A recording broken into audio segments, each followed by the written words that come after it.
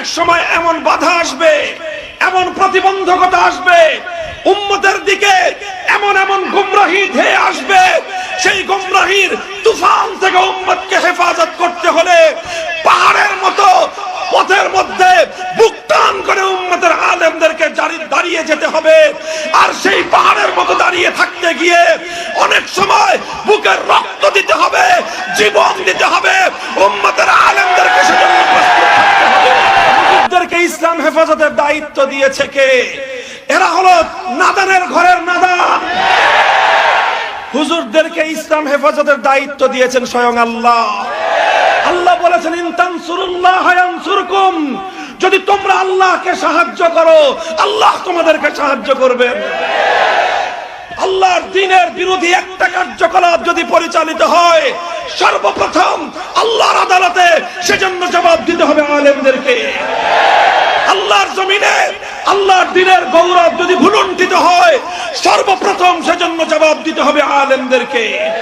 আল্লাহর নবীর বিরুদ্ধে যদি কেউ কটূক্তি করে, সেজন্য নবীর কাছে সর্বপ্রথম লজ্জিত হতে হবে আলেমদেরকে।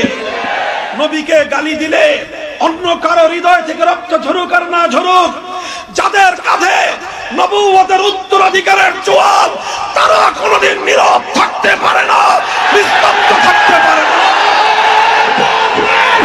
রাজনৈতিক নেতার কথা মানতে গিয়ে খবরদার খবরদার, আলেম সমাজের বিরুদ্ধে কখনো মাঠে নামবে না, আলেম সমাজের বিপক্ষে অবস্থান নিবে না। বরং যেই দল আর যেই নেতা জনগণকে আলেমদের বিপক্ষে ডাক দেয়, হে নবীর উম্মতেরা, যদি নবীকে নবী বলে মেনে থাকো, তুমি সেই দল আর সেই নেতাকে তালাক দিবা।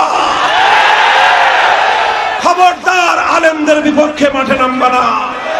খবরদার খবরদার খবরদার, আলেমদের পিছু ছেড়ে অন্য কারো আনুগত্য করবে না।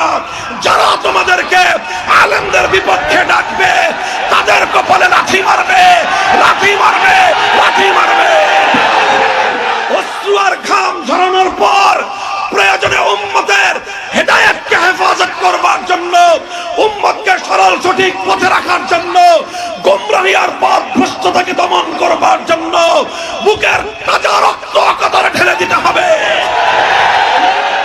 উম্মতের আলেমরা যদি এভাবে হকের পথে অটল থাকে আর আপনাদেরকে এভাবে সঠিক পথের পরিচালনায় দিক নির্দেশনা দিতে থাকে, আহ্বান করতে থাকে, হে মাধবপুরের জনগণ, আপনারা আলেমদের সাথে থাকবেন তো?